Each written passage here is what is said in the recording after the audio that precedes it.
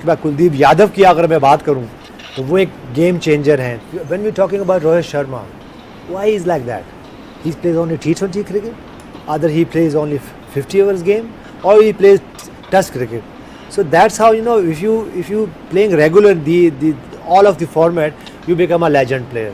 That's how he perform like that. शायद चक्कू की बात करें, चाहे हम चौकों की बात करें, ही वाज देयर. उनको पता था कि यार ये जिम्मेदारी मेरे पे है और मैं निभानी है, and he did it. I think he led by example.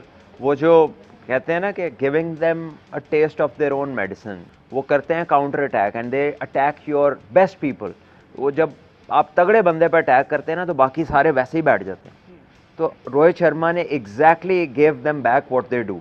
India held their nerve in this all-important match and they won this match very comprehensively. Kuldeep Yadav तो अभी साइड पे कर दें, उनके जो 4 ओवर्स थे वो तो एक्सीलेंट थे, लेकिन जो अक्षर पटेल के 3 ओवर्स थे and he is given only 21 runs, वो बहुत क्रूशियल थे. Kuldeep Yadav has been a real superstar with the ball. हर दफा जो है ना वो आता है और मिडिल में लेता है विकेट्स, और ये वो चीज़ है जो कि वो अपने रेगुलर स्पिनर्स पे रिलाय करते हैं. हम पता नहीं किन पैकेजेस के पीछे पड़ गए हैं. हम प्रॉपर बॉलर नहीं खिलाते.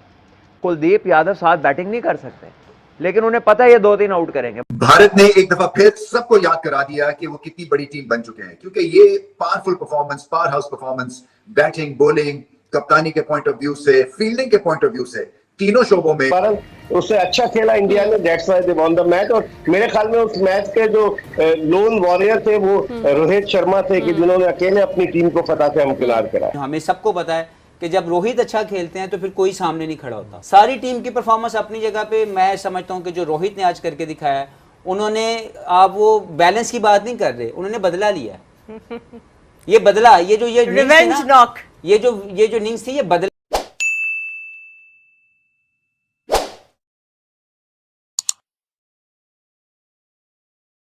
फिर सबको याद करा दिया कि वो कितनी बड़ी टीम बन चुके हैं, क्योंकि ये powerful performance, power house performance, batting, bowling, कप्तानी के पॉइंट ऑफ व्यू से, फील्डिंग के पॉइंट ऑफ व्यू से, इसको सेटअप किसने किया? रोहित शर्मा की ब्रिलियंस ने. क्या बैटिंग किया उन्होंने.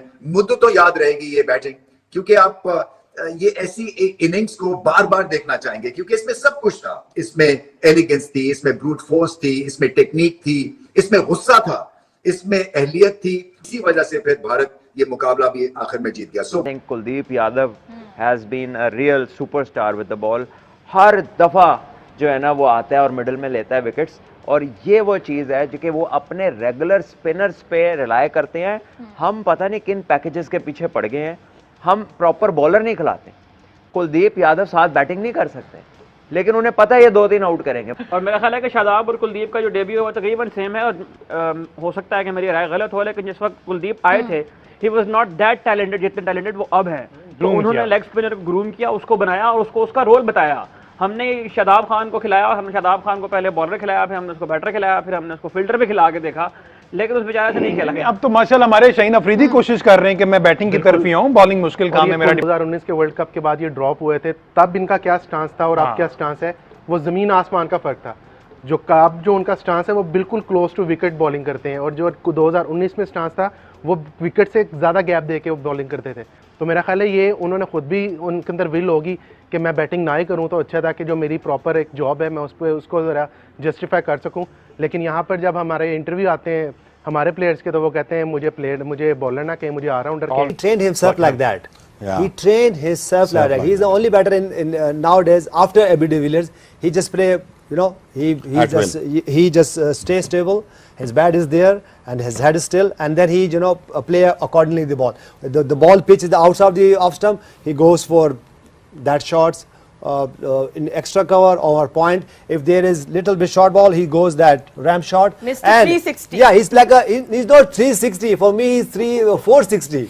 Yeah, you know the way he approach himself. Yeah. And now in this batting order of India, they now rely only Rohit Sharma and on Virat Kohli. All of the batter they play like that. So they know their roles. And they are there for their job. They are not depend on, you know, if they are the Virat Kohli or Rohit. On the day they are a match winner, but they not rely only on them. All of the batter they are a match winner.